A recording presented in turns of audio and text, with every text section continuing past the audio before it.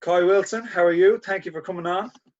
My pleasure. Thanks for having me on in this lockdown movement. Ah, let's not even go there, and we'll just get straight into it.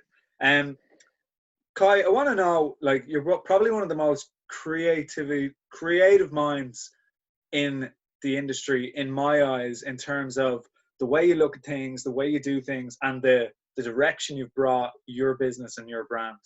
And Yeah. I want to know what makes you different to everybody else. I don't know.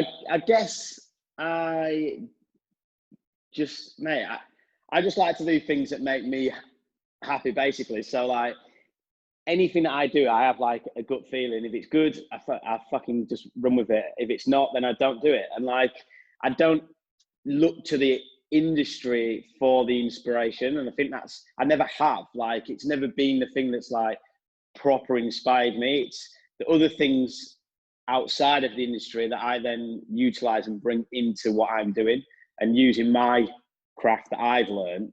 And yeah, that's that. I don't look at myself as being different. Do you know what I mean? Like, I just get on with it. If people don't like what I'm doing, then fuck them. You know, like. Man, that's so interesting to hear. Because, like, obviously you are quite different. There's no one, in my opinion, that is doing the things that you're doing at the moment. How? Like, I know you're saying that you just do what feels good to you. Where are you getting these ideas from? Mate, honestly, things just like they just seem to land on my lap pretty good. No, I don't know, man. So the social, yeah. So the salon that I've got, it's the motto that we have, and the like little slogan that we have is "We adapt as you evolve," and that is basically what I do every single day. Do you know, like current climate, whatever it is, or whatever I'm wanting to be doing, or whatever is going on around me in the world, like I will then just adapt it into the industry that I'm doing, and just you have to, because that's the only way that you're going to evolve, right? And it's the only way that you're going to grow, and it's the only way that you're going to make money. It's the only way that you're going to stay relevant. It's the only way that people are going to think that you're doing better than you are, if that's what you want to do. Do you know, like it's, and I never, ever, ever start off doing things for money. Like, it's not ever what I've been about. It's like, do I think that idea is cool? Mate, I actually just love starting things. I think that's what I need to just do in my life. Just be like an ideas man and just like proper think tank. And I just love starting ideas. And the hardest bit for me is keeping it going. I was actually just gonna say, for somebody who loves like starting things all the time, how do you keep things going? Like, how do you decide what's good and what's not? Because what you just said there was like, money doesn't drive you, but like, to me that would be something that would be like, well, this is going well, so where do you do the trade-off between like what's going well monetarily and if you just like something?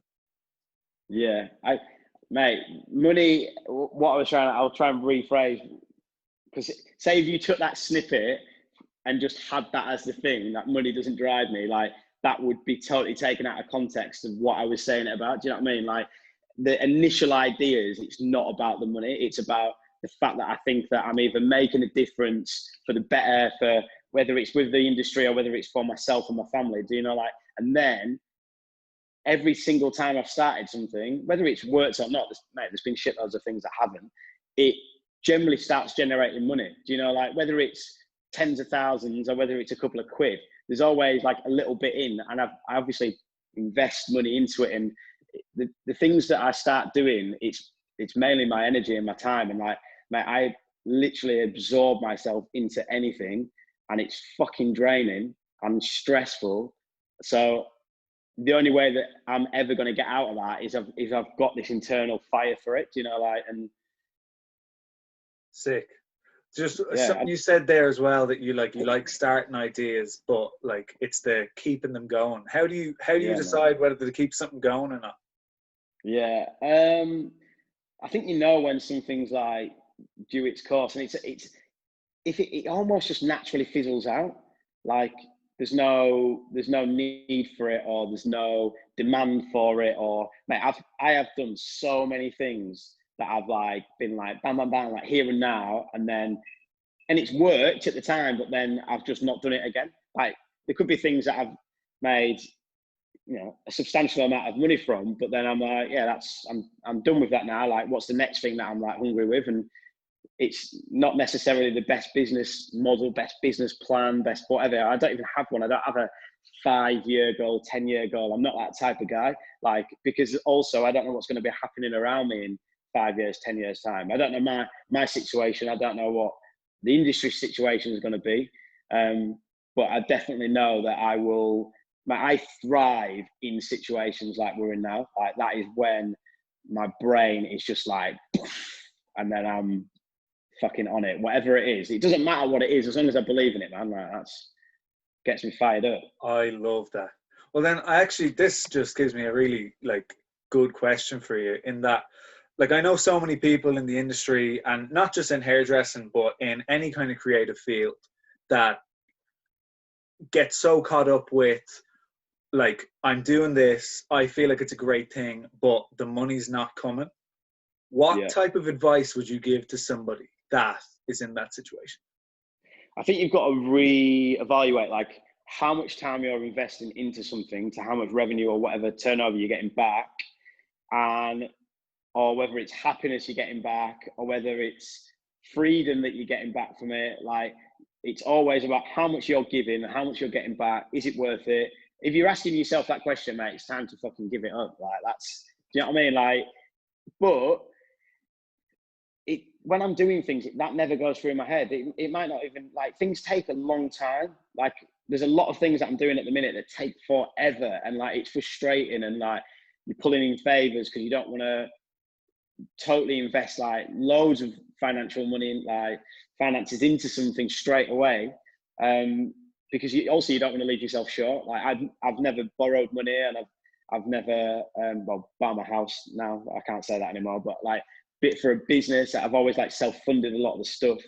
And yeah, I guess for me it is just working out, am I putting so much time into something that one isn't giving me happiness, and two, it's like not, like, again, like the finances is second. Like if I'm enjoying something, honestly, mate, the money just comes. Like it's never been something that I've had to worry about. It's just not like, I don't know if that's just because I'm not academic, or if it's because I've not done business degrees or anything like that, but it's something that definitely isn't my main focus. I don't sit there with spreadsheets. That's what I pay an accountant for, you know, like that's their job to tell me if I'm doing good, you know, like, but I know I am. Like I've got what I've done so far with my, like, how old I am. I'm well proud, you know, like I'm buzzing. Clearly what you're doing is working, and hence why I've asked you to do this. Like, and the confidence that you just exuded there is so well deserved. Like, you've done some serious stuff. So look, just pushing all that aside, what made you think that the salon that you have going on now, actually, before I even go there, just for anybody who doesn't know, can you give like a brief overview of what the kind of salon model is and what the idea is, and then what made you think that was going to be a good idea? Yeah, you might have to ask the second question again because I forgot. Okay. Mate, so my name's Kai Wilson, and I have 2 salons. One's in London, one's in the Lake District, and they are called The Social. And they are basically freelance, like a freelancer's destination to come and pack up for a day, work, like set up for a day, work their clients, and then leave. And then from that, and what's developed is it's become like a multifunctional use space where photo shoots are happening in there, yoga sessions, we do gigs, we do supper clubs. Like there's loads of stuff that goes on in there, because again, like I do that sort of stuff because I like it, and it gives me a buzz about it, that I've got a space to host whatever it is that we want to do it in. Yeah, and that's basically what The Social is. It's just like, and I remember the first question, if I answered that enough for you, mate. I basically set The Social up because I wanted a space to work out of, and that was it. Like the first, well, if you want to take it way back when I was employed, I was doing a pop-up salon, and and taking cash, you know, to make the money that I wanted to make, basically to live the lifestyle that I wanted to live in London. Like, so I was doing pop-ups in burger joints and pizza joints, and I made sets out of cardboard, and like, I'm not just going to go there and just sit on a stool, which I have done that before, but like I dressed the space and made it feel like, again, to me, it was cool. It was cool for people to film, take pictures, and they wanted to be there. It was fucking cool, man. Like, you rocked up at 6 o'clock and put your name on a list, and you were there till 11 maybe, and smashed out your nut, and we were doing hair for like 20, 30 quid haircuts, like no washing. There was no bullshit about all of that. Like, it was just, I was going to give you a good haircut in the fastest time as possible, is what I can do, because I'm here to make money. And obviously within that, it grew a brand, you know, like, which is obviously, again, secondary, which is cool. But the it was proper. That was really cool though. And then I basically got a space in a warehouse, and I needed, but that essentially was my home. I was subletting it off a mate. He sprayed out the space with a bit of spray paint, and he's like, there you go. And I had to build it from the floor up, electrics, plumbing, like, I learned a lot. You know, like, don't get me wrong, I'm proper crap at stuff like that. And I had a huge help from my ever-growing list of tradesmen or mates or whatever. And luckily I've got a girl friend from local areas that have a lot of handymen, so they massively help me out, which is awesome. But I lived there. I put a bed above the backwash, and I lived there, and I just No woke up and cut way. Yeah, man.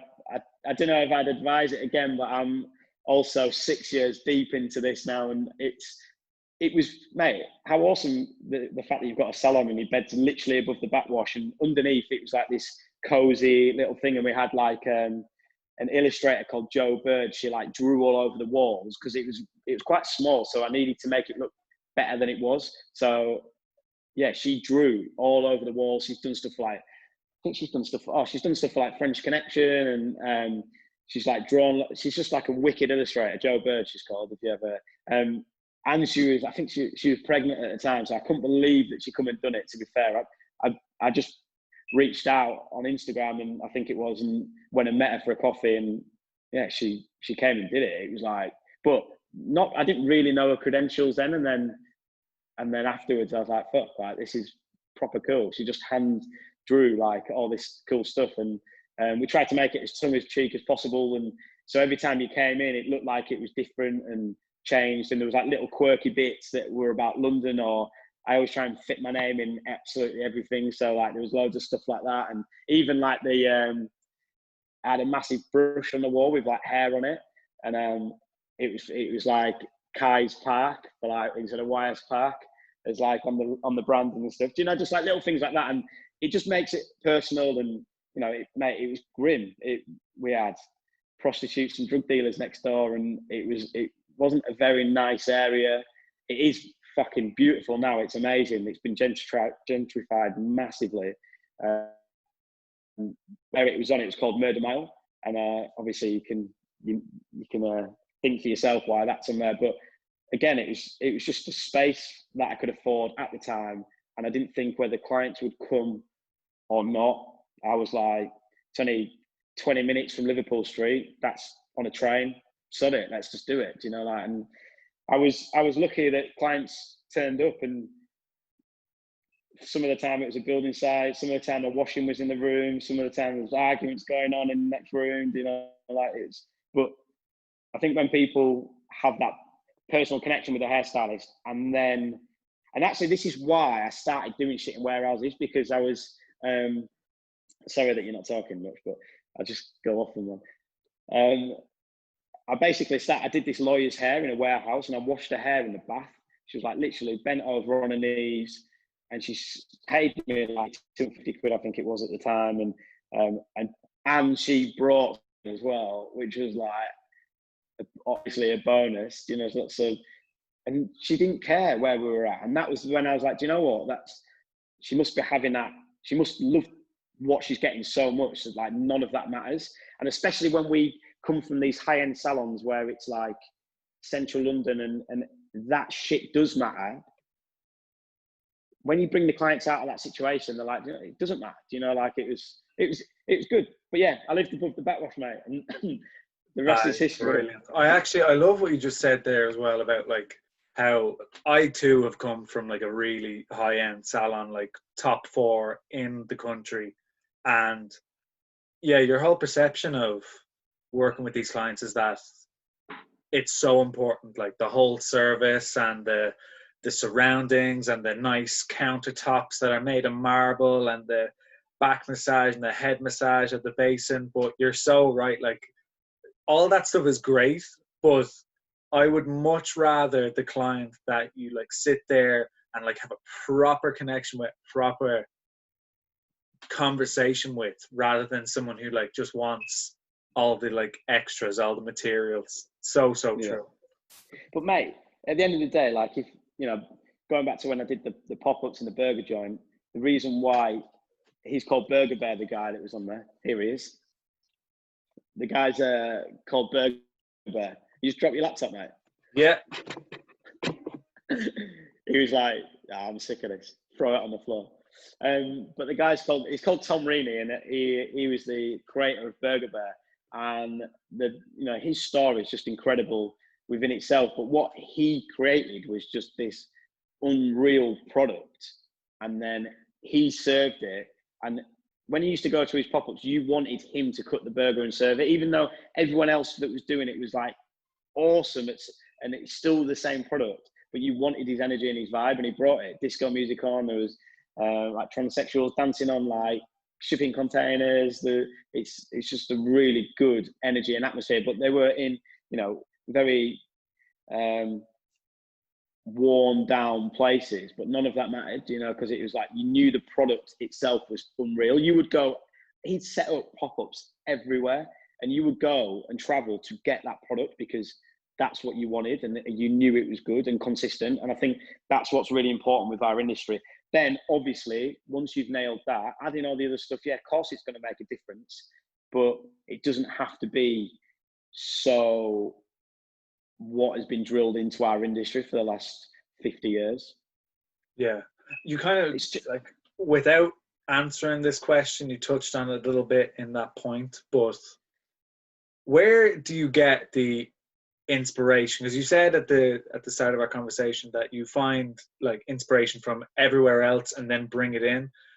Where are you finding these ideas from different things? Do you know what? I guess, mate, it's where my inspiration actually comes from is individual. It's human beings, like, obviously, because they're the creators and stuff. But like, I'm not one to be like, I'm getting inspiration by nature and by the coral, and like, whether, even if it's been like a color inspiration, it to me. And again, I don't ever want to offend anyone, really, not because that's what I go out to do, but it's very like, it just reminds me of something that you would do at school, because it's like you have a color palette that is like undoubtedly amazing, and then you just transform it into hair. Cool. But like, I much prefer getting this. So my first person that inspired me businessly was a guy called Johnny Cupcakes, and mate, I ripped off his logo.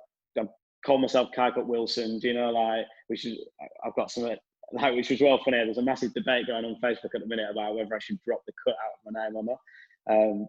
And I didn't even intend to do that. I shared, basically, sorry, I'm going off track, but basically I did a status like in 2013 about whether I should remove the cut out of my logo or not, because I felt like I was maturing and I didn't need it. And there was a little debate then, but not mega. And I just shared it again 2 days ago, and it's had like 70 comments of people writing why I should take it out or why I shouldn't take it out. It's like, it's cool that so many people want to have an input into my growth or my new venture or what my next journey or whatever they want to call it. But like, it wasn't even there for debate. I was just resharing it. That was something that I thought about however many years ago it is, 7 years ago. Sorry, like, right, we're totally gone off topic, but I have to ask, you still use Facebook?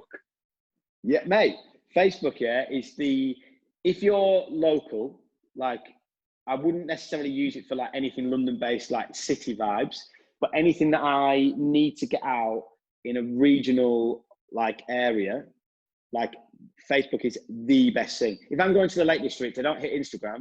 Like Lake District is like where I was from. Facebook is the thing that I'll do, and I will get solid responses from it. Mate, it's the busiest stylist that I have ever met is a girl called Sarah Corrick, yeah, who worked in the social. She's now, she came from Australia, no clients. She built up her clientele in her kitchen, all from Facebook. And then now she's grown, and now she's got her own salon in Amsterdam. Mate, Facebook's powerful. It's a lot more personal, I think, than Instagram. Instagram's just like a bit of fluff, pictures. It's obviously a younger generation that are on there, but like Facebook's solid, man, for building a clientele up. I'd advise anyone firsthand, if they're going to be going on social media to do anything, that is where I would target first, because it's like, they're the clients that you want, and then you just update and then try and get them over and all that sort of stuff. But mate, honestly, Facebook's the one for getting busy. If you're looking for clients right about now, there's more that I can go into that, because social media isn't the first thing I'd go to, really. But You've heard it here first. Go on, like, forget about what we were just talking about. Let's go. If social media isn't where to go, where do you go? So I think it's a huge mistake that people do that straight away. If someone's not a busy stylist, what they do is they then spend hours and loads of energy and loads of money trying to get influencers in and etc. to promote their business about their thing. But what they're forgetting is about the 10 clients, say, that they have that are already in their chair that could fucking tell 20 people each and get you a fucking solid clientele without even touching social media. So like, recommend a friend schemes, getting a client in that already is your client and pays you money.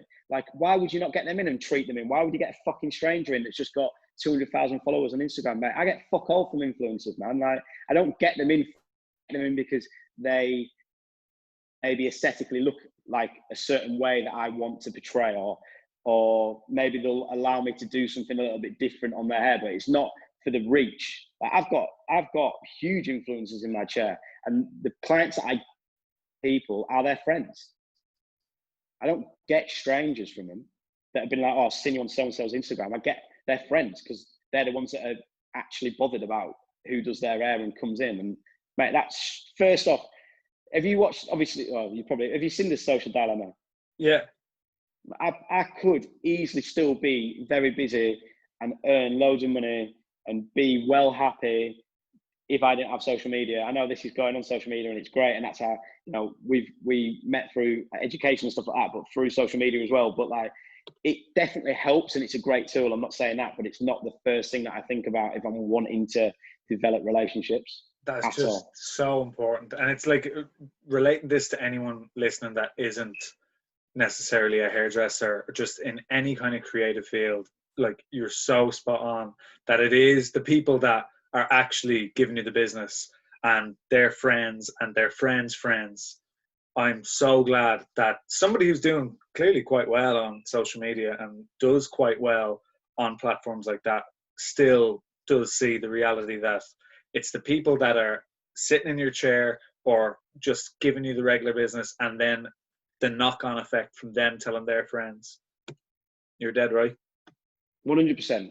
Mate, the first, if I wanted to build a business, a relationship or whatever with anybody, the first thing I do is I get them in the chair, and that's where we have our meeting, and I cut the hair or I colour the hair. We have a meeting through that. It's weird. They open up, I open up. It's a very personal experience. I can show them the products that I'm offering. I can show them the environment that I'm wanting them to potentially be involved in. And then hopefully they're going to go away buzzing, and they'll want to work, collab, do whatever. Like, it's the easiest thing to do. If you obviously you need your mate, and I'm not the best hairdresser ever. You know, like, I would never. I will give them a service that I think is good, and hopefully they think is good. And like, mate, there might be flaws, like, but I just try and give them the best experience possible, and that is what then grows the relationship, mate. Then what happens is social media. Then, you know, you both people share it. It goes out to their fans or whatever. Fans, I don't know. I just said that. It goes out to their followers, and then you keep the relationship through social media. Like, I check my clients' hair on social media because I need to see what filters they're using. For instance, they're using an orange filter on someone's hair that's got like a little bit of like, if they've got a DOP of like excessive orange, if they're going like hairdressing and they're using an orange filter, then it's going to be screaming even more. So then I even need them to tell them to change the filter. I need to try my hardest to make their hair flat as anything so it doesn't throw it off.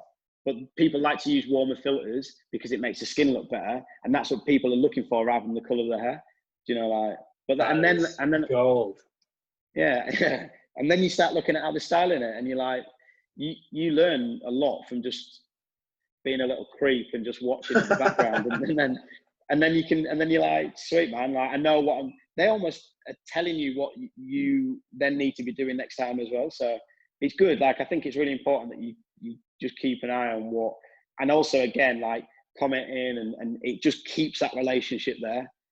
There is a weird, it's like, mate, I do it with brands as well. Like you can build a relationship through social media on a brand, but I would always invite them in to try and to deal with a product, what that I'm offering them straight away. Do you know? Yeah, unreal. Well, look, it's kind of taken us quite nicely on to the next thing I want to ask you about, which is the clipper head necklace that you sell. Yeah. I just got one. I actually accidentally sent it to my parents' house rather than here. So, No, how did sorry, you come up with? How did you come up with the idea? I've got one here. I've got one here. I'm always repping it. Is Look, that that's even similar to the one that I got? Yeah. I think it had some. I use it to like open packaging up and stuff. Do you know? Like it's quite handy for that. That started basically when I was younger and I first started hairdressing. Nearly 12 years ago. 13 years ago.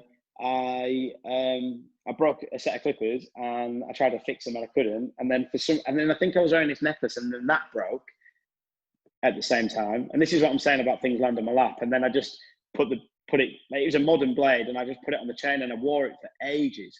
And it was quite a big thing. I must have felt like I was some gaudy looking chain rapper or something. You know what I mean? But yeah, and then it was just a conversation starter, and that was what I liked about it. Someone would always comment on it. No one in the industry did it, but it was like bouncers, for instance, if you're going in a nightclub, or like someone would always mention about it. And then I moved to London and I was on a bus, and about 1 o'clock in the morning, some girl, I cannot remember for the life of me who it was, but she was like, "Hey, are you Kai Cut Wilson?" And she was like, "I recognise you from your necklace." And it was the weirdest thing. And she was like, "I'm starting to make them, but for women and for girls."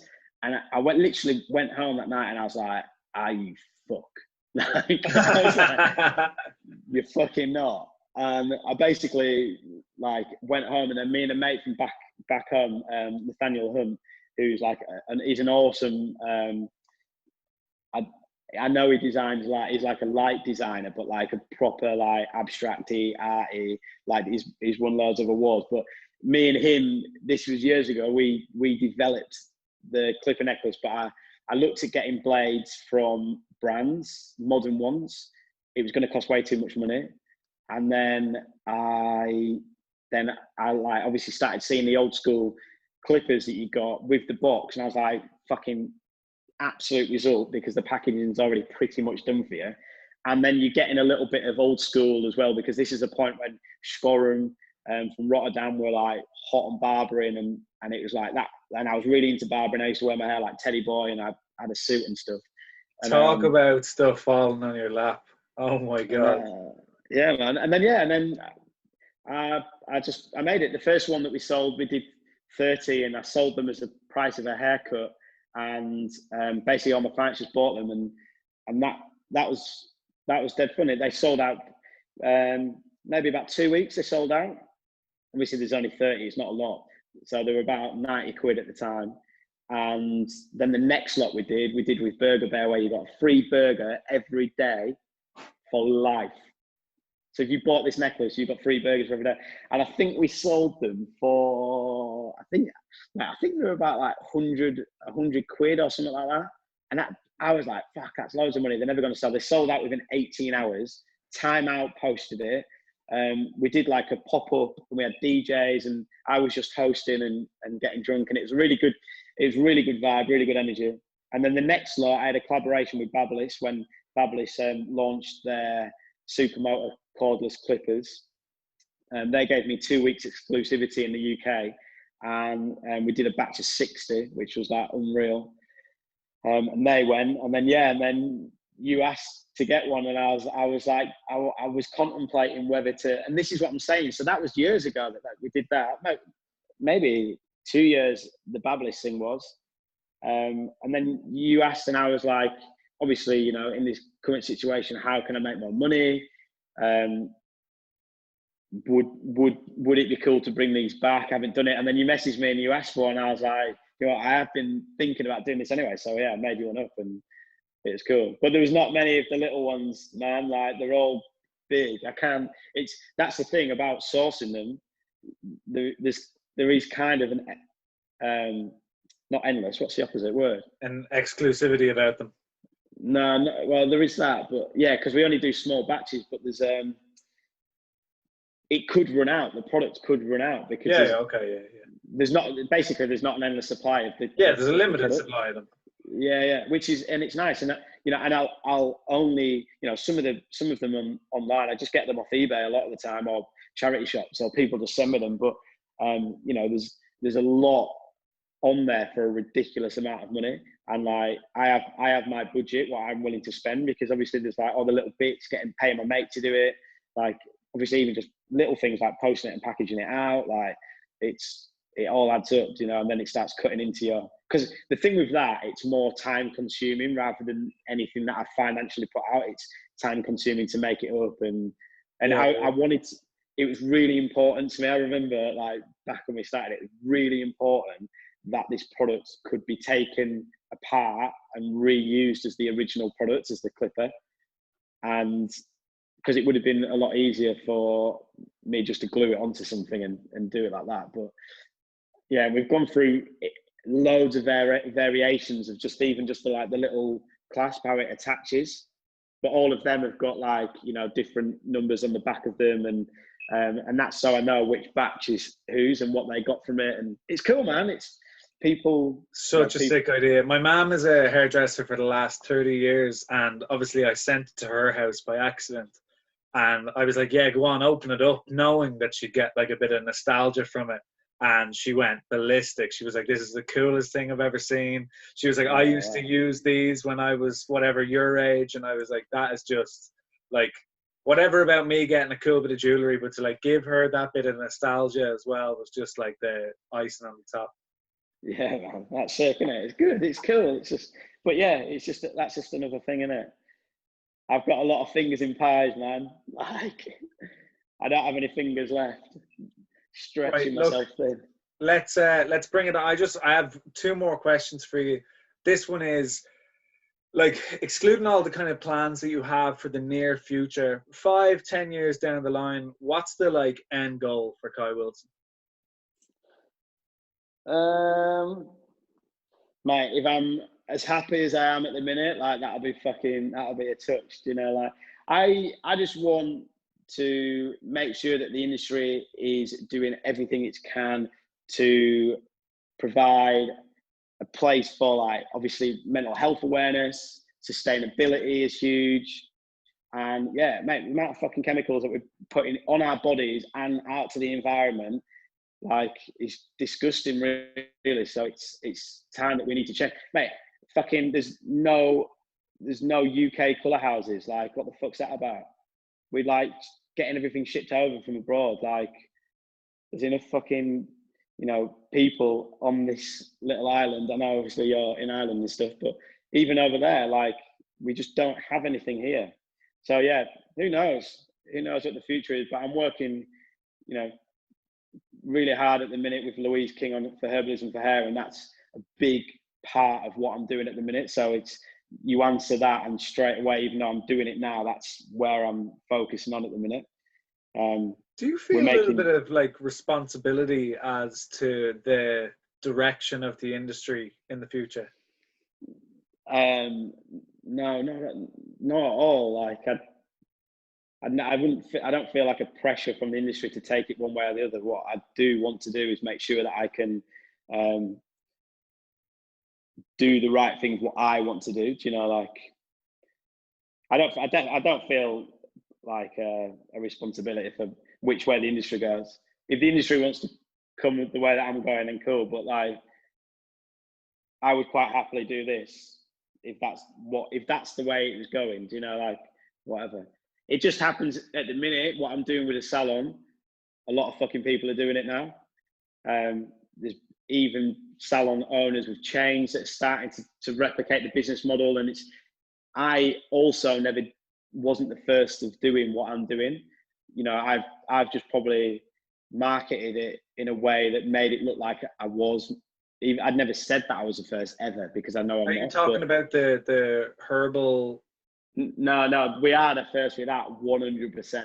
But Louise King is the one that started that, and you should get her on this podcast because she is an absolute, like, I'm on it. ball. I'm writing it down. She's coming on. Mate, she's a ball of energy, and like, she's unreal. And that is what I learned last lockdown through her, is how to make these non-toxic hair products with my own hands, with my clients, right in front of their eyes.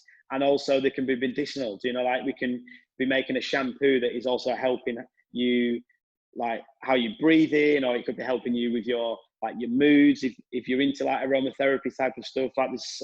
It's all just from plants. It's mad. We did a video, yeah, in the Lake District where we foraged conkers, and like, Louise made a shampoo out of conkers, nettles. What else did she? I think it's just conkers, nettles, and yarrow.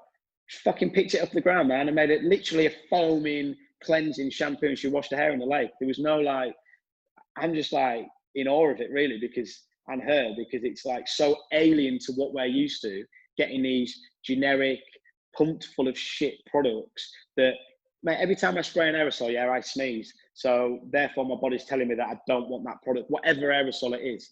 Like, so there's something in them that is making me sneeze. So then it can't be good for my body if my body's naturally wanting to get it out. So therefore I don't use aerosols. Do you know, like, I'm working with Louise and developing different products that I can make on an induction hob in the salon that I got from IKEA for 30 quid. And like, mate, the texture paste that we make, dry shampoo texture paste, we need to think of a better name for it, is the fucking bomb. Like, Louise made it up because I commissioned her to make it, and she spent ages, 3 weeks doing it. It was keeping her up, and she brought it to the table, and it was really good. But we've developed it even better, and that's the beauty of these products. Is you might go, oh mate, it's a little bit too heavy, or it was like a little bit too gritty, or there was too much definition. And like, I can be like, yeah, sweet, man, I'm going to take 10 grams of that out, put 10 grams of this in, and like, now you've got a better product. Do you know, like, it's fucking ace. It's really cool. Like, it's something that I've learned. I'm really new to it. So, and I'm not one for understanding like the science about technology and ingredients and all that sort of thing. Like, Louise knows about that sort of stuff, but I know that I can make it. I know that it's fucking unreal as a hair product. And I know that it's better than what I've been using from big consumer brands that are doing it in a lab and paying shitloads of people to make it. Mate, I can now make a mineral shampoo using 3 ingredients in about 30 seconds in front of your eyes. Do you know, like, That's insane. That is insane.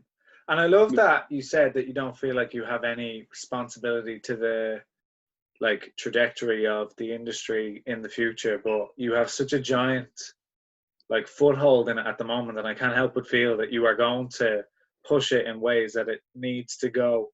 And that's so sick. And I'm so glad to even be, like, kind of in and around the area or era that you're helping this go. And I can only wish to, like, positively benefit the industry the way you are. It's sick. I'm very much in awe and appreciative of it.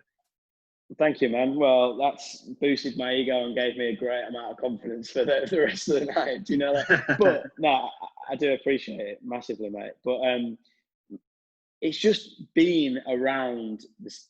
So like Green Salon Collective, for instance, you know, like, I've been looking at some, and it's something that I probably could have not. I'm not saying I probably could have done it myself, but it's something that, you know, if I had more knowledge in that industry, I probably would have done it myself, because I started looking maybe 2 years ago at ways that we can be recycling the stuff in the salon, like hair and foil and hair color and hair color tubes and like plastic or whatever, and nobody did it. But I was like, but I know that I've got mates in Australia that are doing it over there, and I know that I've got mates in America that are doing it over there, and why the fuck is there nobody in the UK?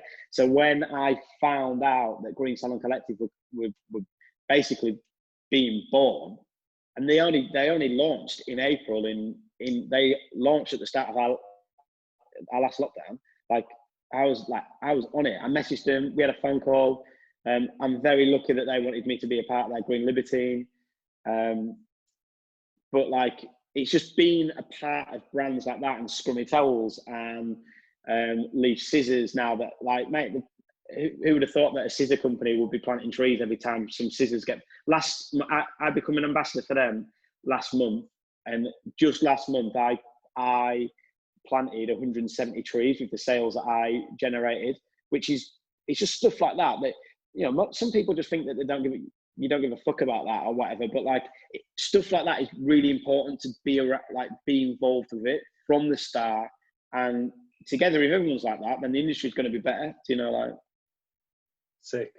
So sick.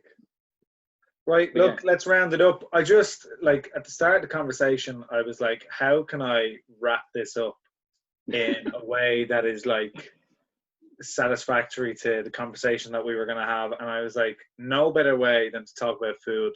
It's like secondary, like second favorite thing in the whole world is food. And this is a question that whenever I get to know anyone, like, I have to ask them. So if you were on death row and you were about to get like your last meal, what's it going to be?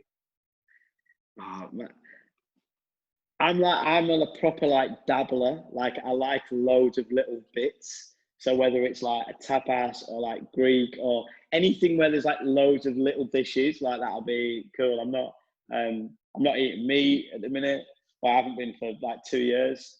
And I tell you, I know you need to wrap it up and that, but like when I started not eating meat, how I felt when I was cooking was exactly how I felt when I started hairdressing, because I was doing something that I had fucking no clue about, but I was just creating and enjoying the goods that I created, you know, like, and that's why I think I like starting new businesses all the time, because I have no fucking clue about it. And then you get there, and I feel like I start fucking up when I've got more knowledge on things, because you second guess yourself. That's why it's really good to teach, because somebody might not have any experience, but they might do something a million times better than anybody with any experience could do, because they don't fucking know. And that is the only way that anything grows, whether it's a skateboard trick, whether it's whatever. Like, it's when someone's got a bit of like vulnerability and no knowledge on a subject is how anything grows. And I know I've gone off topic, but mate, that's my favorite answer that I've ever gotten. Like, asking somebody what food they want, and yeah, sweet. Look, you don't even need to. You've nailed it. Don't need to answer it. I would be happy if I could cook the last meal for the people around me. I get a lot of satisfaction out of that. Epic answer. Kai, thank you so much for this conversation. Cheers, for everything that you've shared, and I will get on to you as soon as we get off this call, and we're going to get Sarah King. No, Louise King. Is coming on the podcast next. Mate, you will be absolutely blown away by what you like. I hope you've got an extended Zoom meeting for her, because she's unreal. Sweet. Kai, thank you so much. You've been a great help. My Peace pleasure, out, man. Cheers. See you later, mate.